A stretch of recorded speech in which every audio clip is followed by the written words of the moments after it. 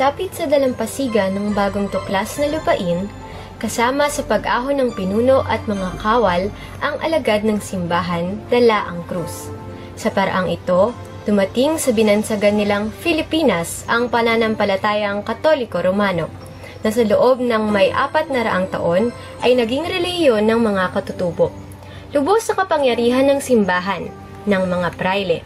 Sila lamang ang nakakapagpatawad ng kasalanan at makakabasa ng Biblia. Sunod-sunuran lamang ang mga katutubo sa mga kautusan ng simbahan.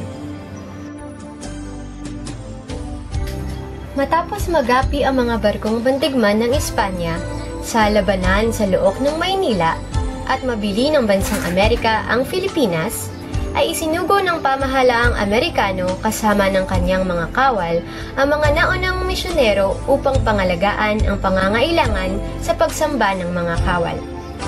Nagsimulang mangaral ang mga misyonero sa mga katutubo.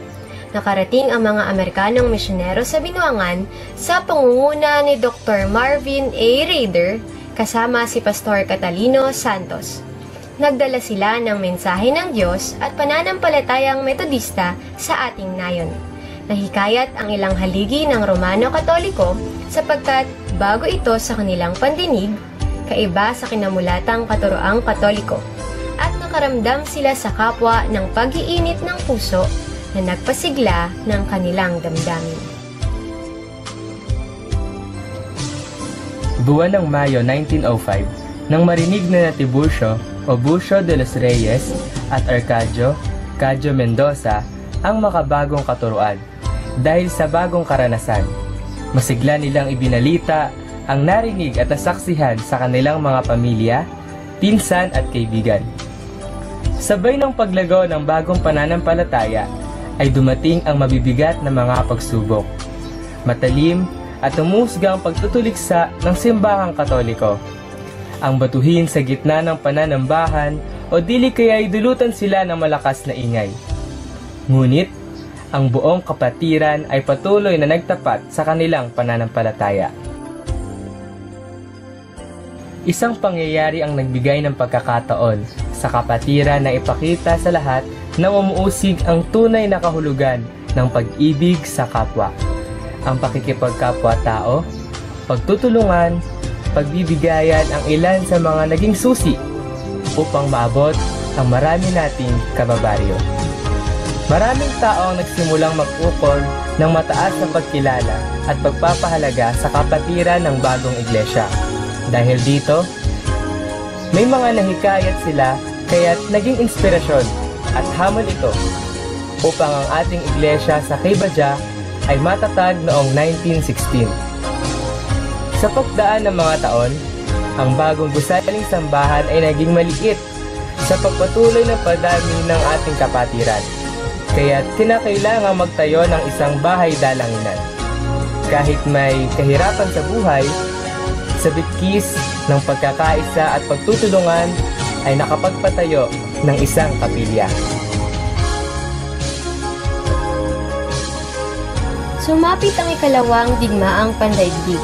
Nanirahan ang mga Hapones sa Binuangan ng ilang panahon, at bago sila tuluyang umalis, sinunog nila ang buong baryo kasama na ang bahay-sambahan. Matapos ang ikalawang digmaan, taglay pa rin ang pag-asa at pananampalataya, muling bumangon ang kanyang iglesia. Isang malaking tolda ang naging pansamantalang bahay-sambahan, kasunod ang pagpupunyaging maisaayos ito. Nobyembre 1975, nais sa katuparan ang isang kakaiba at panibagong ministeryo ng iglesia. Ito ay sa pamamagitan ng pakikipag-ugnayan ng World Vision Philippines at BRAR Project 726, isang proyekto kung saan ito ay naglalayon na matulungan ang mga batang nangangailangan sa pamamagitan ng sponsorship at higit sa lahat ay ang mailapit ang bawat sambahayan sa ating tagapagligtas. Taong 1985 nang formal na naging pag-aari ng iglesia ang lupang kinatatayuan ng bahay-sambahan. sa pamamagitan ng bukas na pagkakaloob ng mga kapatid na Angel Huat at kapatid na Rufina de Armas. '99. Sa taong ito nasubok ang katatagan ng iglesia. Ito ang panahon kung saan nilubog ng tubig baha ang ating bahay-sambahan. Nilamon ng tubig ang 4 na sulok nito, ngunit patuloy pa rin ang pananambahan kahit babad sa tubig ang ating mga paa, basa ang mga damit, at ginawin sa lamig ang buong katawan. Subalit dahil sa init ng pananampalataya at sa biyaya ng Diyos, ang bawat isa ay hindi natinag. Tinalo ng init na ito ang lamig na nararamdaman. Ito ang pagpapatunay na anuman ang ating danasin, kung patuloy tayong magtitiwala sa Diyos, ang lahat ay ating magagawa. Bagamat mahirap at masalimuot, tumahak ang iglesia sa isang napakalaking hamon. Ito ay ang pagpapatayo ng isang makabagong bahay-sambahan na ginugugulan ng mahigit 5 milyong piso at naising maipatapos at magamit bago dumating ang pagdiriwang ng 100 taong pagkakatatag. Isang bagong milenyo ang sumapit sa kasaysayan ng daigdig. Ito rin ang panahon ng mga panibagong uri ng misteryo ng ating iglesia, habang patuloy na naghahanda para sa 100 taong kaarawan nito. Isang panibagong misyon ang napasimulan na pinangunahan ng mga kabataang may sapat na gulang, ng mga kabataan hanggang sa mga bata. Ito ay ang pagpapahayag ng mensahe ng Diyos sa pamamagitan ng Black Theater sa tulong ni na kapatid na Rona Alfonso at Lenny Mercedes.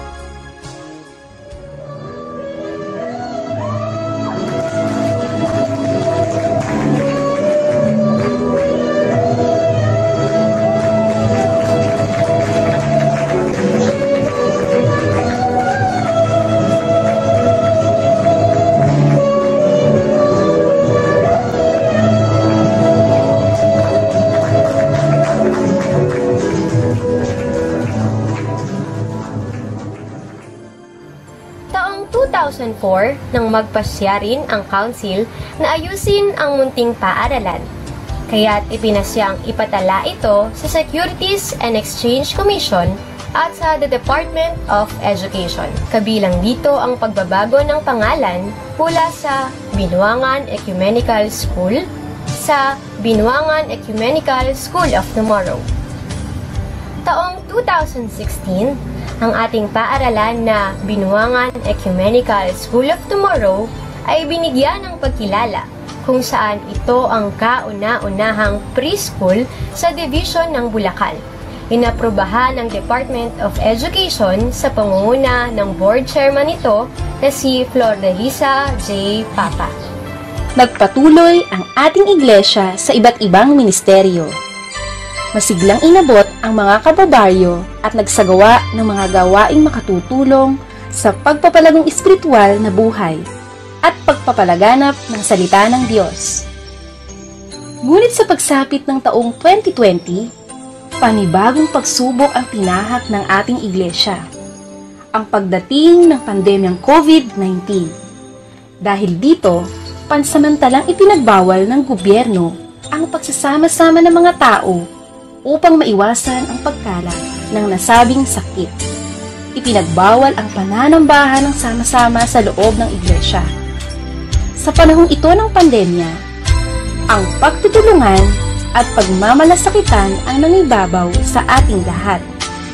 Namahagi ng bigas ang ating church council sa mga miyembro nito. Marami sa ating mga kapatid ang kinatok ng Panginoon upang maging daluyan ng pagpapala at magbahagi ng munting handog sa mga bata sa ating baryo at sa kalapit barangay nitong Salambao. Sila ang ating mga estudyante ng Vacation Church School. Dumating din ang panahon na tayo ay nabigyan na ng pahintulot upang makapagsagawa muli ng pananambahan, alinsunod sa lituntunin ng ating kapilya. Patuloy ang pananambahan maging sa mga tahanan sa pamamagitan ng Facebook Live ay nakapagsisimba ang mga senior citizens, bata at kabataan. Bagamat maraming pagsubok ang ating naranasan, ang Diyos ang siyang nagpala sa bawat isa upang muling bumangon at ipagpatuloy ang ating mga nasimulan. July 24, 2021, na muling magkaroon ng VCS o Vacation Church School. Kaiba sa nakasanayan nating pagtuturo at pag-aaral, ang iglesia ay nagkaroon ng online classes at gumawa ng mga online videos upang maabot ang mga mag-aaral kahit sila ay nasa kani-kanilang mga tahanan.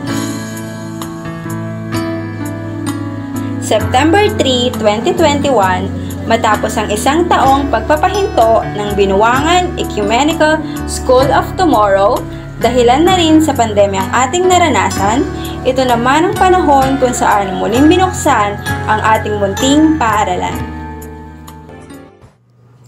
Taong 2022 hanggang sa kasalukuyan, ang iglesia ay patuloy na bumabangon para ihatid ang mabuting balita. Nagkaroon ng mga makabagong ministeryo na nagpapaalam ng pananampalataya sa bawat miyembro nito.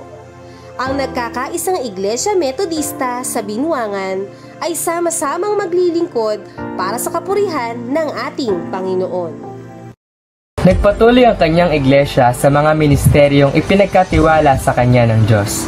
Bagamat bawat taon ay puno ng pagsubok, hindi ito naging hadlang, subalit naging isang hamon sa bawat kaanib upang lalong maisakatuparan ang kalooban ng Diyos sa kanyang iglesia. Ilan sa mga ito ay patuloy na mamamahayag ng salita ng Diyos sa buong barangay kung saan nagkakaroon ng evangelism nights, film showing, cell group, summer retreat, house of praise, at lalong higit ang pag-abot sa mga kapatid sa kalapit bahaging lugar upang maibahagi ang kaligtasang nagmumula kay Kristo.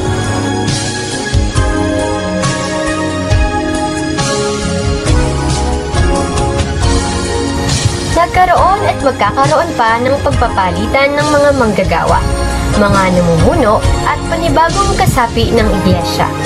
Ngunit, dapat nating tandaan na ang nagkakaisang Iglesia Metodista ng Binuangan ay mananatili sa kanyang misyon na ginampanan sa loob ng maraming taon at patuloy na gagampanan sa darating pang mga panahon. Ito at ang pagpapahayag ng mensahe ng ating Diyos, ang kanyang kabutihan at pagliligtas. Ang apat na sulok ng iglesia ay saksi sa tagumpay at kabiguan, sa ligaya at lungkot na naranasan ng bawat kaanib nito. Subalit, gayunpaman, ang krus ay mananatiling nakatunghay sa buhay at karanasan ng bawat kaanib, upang anumang mangyari, ang bawat isa ay magpatuloy sa pananampalataya. Sa mga pinuno ng aming iglesia, salamat sa inyong katapatan, at sa susunod na henerasyon, naway patuloy nating panghawakan ang katapatang ito, ang pananampalatayang ito, sapagkat ang tunay na pundasyon nito ay si Kristo.